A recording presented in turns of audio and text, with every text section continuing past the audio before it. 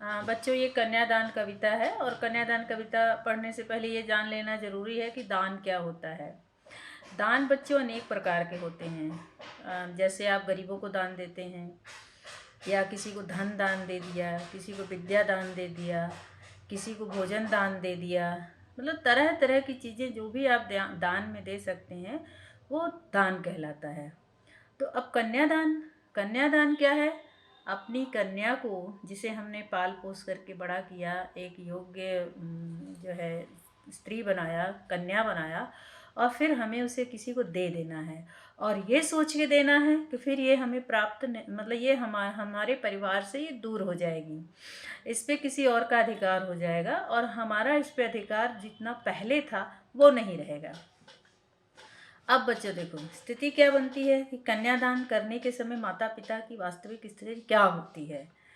वास्तविक स्थिति क्या होती है कि उनके मन में अनेक तरह की भावनाएं चलती हैं कि हमारी पुत्री जहाँ जा रही है वहाँ वो सुख से रहेगी कि नहीं, उसके साथ अनेक प्रकार की समस्याएं तो नहीं आएंगी, जीवन में उसके कष्ट तो नहीं होगा। मतलब आशंकाओं से मन भरा रहता है।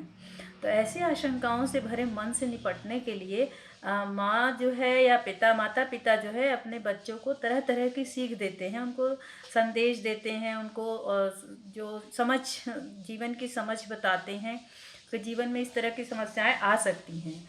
तो कवि ने इस कविता में क्या बताया है कि जो कन्या को दान देना भी एक मतलब एक बहुत बड़ा धर्म है, बहुत बड़ा कार्य है, बहुत बड़ा कार्य। जैसे धर्म तो हमारे समाज में बताया गया है, लेकिन दान देना एक बहुत बड़ा कार्य है।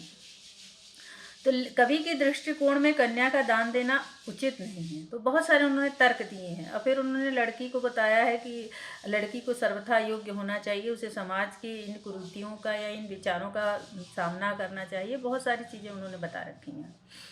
पंक्ति है, कितना प्रामाणिक था उसका दुख, लड़की को दान में देते वक्त जैसे वही उसकी अंतिम पूंजी हो। लड़की अभी सयानी नहीं थी, अभी इतनी भोली सरल थी कि उसे सुख का आभास तो होता था लेकिन दुख बाँचना नहीं आता था। पाठिका थी वह धुंधले प्रकाश की, कुछ तुकों और कुछ लयबद्ध पंक्तियों की। माँ ने कहा, पानी में झाँक कर अपने चेहरे पर मत रीझना, आग रोटियां सेकने के लिए है, जलने के लिए नहीं। वस्त्र और आभूषण शाब्दिक भ्रमों की तरह बंधन है स्त्री जीवन के। माँ ने कहा, लड़की होना पर लड़की जैसा दिखाई मत देना। अब देखो किस तरह की सीख दे रही हैं कि आप जो है लड़की के लिए उन्होंने क्या कहा कि देखो माता पिता जब कन्या का दान करते हैं तो उनको बहुत आंतरिक बहुत पीड़ा होती है, दुख होता है, और वो देते समय उनको ऐसा लगता है कि जैसे जिस पूंजी को उन्होंने वर्षों से सहेज कर रखा था उस पूंजी को उन्हें विवशता में देना पड़ रहा है, उस पूंजी को उन्हें अन्य के हाथ में सौंपना पड़ रहा है। तो अब पूंजी क्या होती है? पूंजी शब्द होता है जिसे बहुत ही कठिनाई से और बहुत ही संघर्ष से एकत्र किया गया हो, तो वो पूंजी होती है। जैसे कि आप बहुत मेहनत करके, बहुत परिश्रम करके यदि किसी भी चीज़ का आप संग्रह कर रहे हैं और फिर आप उसे किसी को दान में दे दीजिए, तो पूंजी है। तो देते वक्त उनका दुख होना स्वाभाविक है। प्रामाणिक यानी स्वाभाविक, मतलब यदि वो दुखी हो रहे हैं तो ये स्वाभाविक है, इसमें कोई बहुत सोचने विचारने वाली बात नहीं है। फिर है, और अब उनके मन में ये बातें आ क्यों रही हैं? कारण क्या है? कारण देखो, कारण है कि लड़की अभी सयानी नहीं थी, अभी इतनी भोली सरल थी कि उसे सुख का आभास तो होता था लेकिन दुख बाँचना नहीं आता था। मतलब क्या है कि सुख तो महसूस कर सकती थी वो, और सुख क्यों महसूस कर सकती थी? क्योंकि वो भी बहुत ही भोली थी, उसे दुख का आभास नहीं था, यानी माता पिता ने उसे दुख की अनुभूति होने ही नहीं दी थी।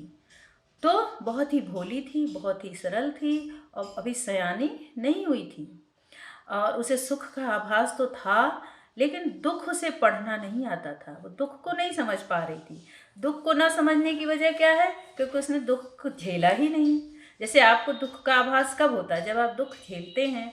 तो जो लड़की है उसने दुख को नहीं झेला है, लेकिन दुख बाँचना नहीं आता। बाँचना से तात्पर्य है पढ़ना है या जीवन के अनुभव को प्राप्त करना। पाठिका थी वह धुंधले प्रकाश की। धुंधले प्रकाश यानी कि उसके जीवन में जो पिछली घटनाक्रम या पिछली जो घटनाएं घटी हैं उसके उसके जीवन में या उन अनुभूतियों में कुछ ही अंश हैं जिसे उसको याद हैं, और वो भी धुंधले यानी थोड़े थोड़े याद हैं। बहुत पूरी तरह से वो पिछले जीवन के जो जीवन उसके व्यतीत हुआ है, पिछले दिनों की धुंधली यादें ही उसके जीवन में हैं। कुछ तुकों और लयबद्ध पंक्तियों की। तुक यहाँ किसका प्रतीक है?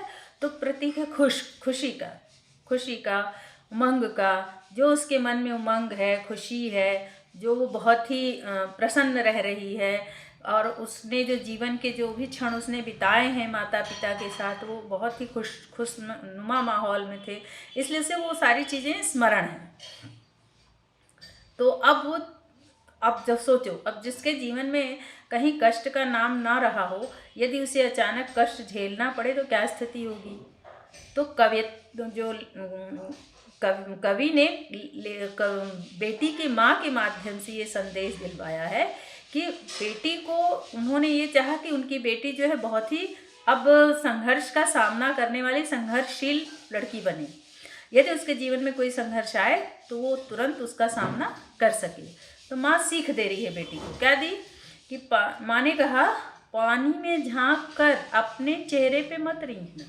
मतलब पानी में तुम झांक रही हो, जैसे कि आप मतलब तुम अपने सौंदर्य के प्रति आकर्षित मत होना, या तुम्हारे सौंदर्य को आधार बना करके तुम्हारा यदि कोई शोषण करता है तो तुम उस मोह जाल में, उस भ्रम जाल में मत आना। क्या कहा कि माँ ने कहा था पानी में झांक कर अपने चेहरे पर मत रींचना। मतलब पानी में यदि मतलब कि तुम्हारे सामने जो परिस्थिति है, यदि तुम्हें कोई तुम्हारे सौंदर्य का या तुम्हारे कोमलता का, तुम्हारे कोमल व्यवहार का यदि कोई लाभ लेना चाहता है या कोई उसका दुरुपयोग करना चाहता है, तो तुम समय और वस्तु स्थिति को समझना और ये मत सोच इन सब प्रलोभनों में मत आना, क्योंकि इन सब प्रलोभनों में आकर के तुम्हारा लोगों के द्वारा शोषण कर लिया जाएगा, और तुम जो है जो तुम्हारे जीवन का उद्देश्य है, जो तुम्हारा मकसद है, वो तुम प्राप्त नहीं कर पाओगी। तो उन्होंने कहा कि अपने चेहरे पे मत रींचना। आग रोटियां सेकने के लिए है, जलने के लिए नहीं है। उन्होंने कहा कि तुम्हें यदि आग का तुमसे सामना होता है तो तुम आग को अपने शरीर के विनाश के लिए इस्तेमाल मत करना। अब इसमें कवि क्या संदेश देना चाहते हैं कि समाज में हमारे क्या होता है, प्रायः लड़कियां जब बहुत ही उलझनों में घिर जाती हैं या बहुत ही कठिनाई में आ जाती हैं, उनके ऊपर इतना मानसिक और दबाव हो जाता है या इतनी वो प्रताड़ित हो जाती हैं कि वो निर्णय ले लेती हैं स्वयं को जलाकर ख़त्म करने की, जैसे आग लगा लेती हैं, अपना जीवन खत्म कर लेती हैं। तो कवि ये नहीं चाहते हैं कि लड़कियां इस तरह का जीवन जिएं। क्यों? उनका उद्देश्य है कि लड़कियां बहुत ही जो है कोमल हैं, समाज के लिए आवश्यक हैं, और ये समाज के जो एक जीवन रूपी गाड़ी के दो अंग हैं, जैसे दो पहिए होते हैं, तो इस तरह हर पहिए को अधिकार है कि वो अपना जीवन ढंग से जिए। तो उन्होंने इस लड़की को ये संदेश दिलवाया कि यदि तुम्हें इस प्रकार की परिस्थिति आए तो तुम सिर्फ रोटियां सेकना आग से, अपने जीवन में किसी भी प्रकार की हानि आग से मत करना। फिर उन्होंने कहा कि वस्त्र और आभूषण शाब्दिक भ्रमों की तरह बंधन है स्त्री जीवन के, और तुम वस्त्र है, आभूषण है, इन सब के प्रलोभनों में मत पड़ना। जैसे प्रायः क्या होता है, आप देखते होंगे आसपास के परिवेश में भी लड़कियां प्रायः इन सब प्रलोभनों में बहुत जल्दी पड़ जाती हैं, या तो गलत दिशा में चली जाती हैं, या फिर वो जो है इन्हीं की आवश्यकताओं को पूरा करने में वो अनेक प्रकार के कुकृत्यों में लग जाती हैं। तो उससे क्या होता है, उनका जीवन खत्म हो जाता है। तो कवि का कहना है कि लड़कियों को हमेशा इन सब के, ये ठीक है, ये मानते हैं सौंदर्य को बढ़ाते हैं, ठीक है, आपके सौंदर्य को बढ़ाते हैं वस्त्र और आभूषण, लेकिन वस्त्र और आभूषण को कभी अपनी कमजोरी नहीं बनने देना चाहिए। जैसे मान लीजिए आप कहीं बाहर जा रहे हो, आपको कोई प्रलोभन दे रहा है कि मैं ठीक है आ चलो मेरे साथ घूमने, मैं तुमको नए कपड़े दिलाऊंगा, या तुमको नई जेवर दिलवाऊंगा, आभूषण दिलवाऊंगा, या तुम्हें नए नए मोबाइल दिलवाऊंगा, या तुम्हें मैं पीवीआर घुमाऊंगा, या मैं कहीं भी घुमाऊंगा फिराऊंगा, तुम्हारी हर चीज़ की पूर्ति करूंगा। और उसके बाद फिर वो कुछ दिन तो पूर्ति करता है, उसके बाद फिर वो शोषण शुरू कर देता है, या तो कहीं किसी जगह बेच देगा, या फिर विवाह ही अगर कर लिया है तो तुम्हारे साथ यातना प्रताड़ना कर रहा है। तो ऐसी स्थिति में क्या होता है, लड़कियों को खुद अपना निर्णय लेना पड़ता है कि यदि वो ये महसूस कर रही हैं कि उनका शोषण हो रहा है या उनके साथ गलत व्यवहार हो रहा है, तो उसका वो विरोध करें। उन्हें इसी बात का बार बार ये सिखाया भी जाता है और समझाया भी जाता है कि सही के साथ चलो, गलत का साथ मत दो, क्योंकि यदि तुम गलत का साथ दोगी तो जीवन भर तुम्हें कष्ट झेलना पड़ेगा, और यह कष्ट तुम्हारे लिए आगे बहुत कष्टकारी हो जाएगा, विनाशकारी हो जाएगा। तो इसलिए उन्होंने कहा कि इनके भ्रम में मत पड़ना। वस्त्र, आभूषण और शाब्दिक भ्रम क्या है? खूब चापलूसी करेंगे, तुम्हारी प्रशंसा करेंगे, तुम्हारी इतनी तारीफ करेंगे कि तुम बिल्कुल अपने को सोचोगे कि अब हमसे बढ़ कर के और हमसे सुंदर इस दुनिया में कोई है ही नहीं, या जो व्यक्ति हमारी तारीफ कर रहा है वास्तव में हमारे अंदर उतने गुण हैं। नहीं, ऐसा नहीं होना चाहिए। बहुत से आपसे भी बहुत खूबसूरत और बहुत ही गुणी लोग दुनिया में पड़े हुए हैं, लेकिन यदि कोई ज़रूरत से ज़्यादा कर रहा है तो हमेशा इस बात का आकलन करना चाहिए कि क्यों कर रहा है। अगर आप उसके कारण को जानेंगे तो अवश्य आप ये निर्णय लेंगे कि नहीं, ये व्यक्ति सही है या गलत है। अब आपके माता पिता आपकी तारीफ कर रहे हैं तो सही, चलो ठीक है, माता पिता बच्चे की तारीफ करेंगे।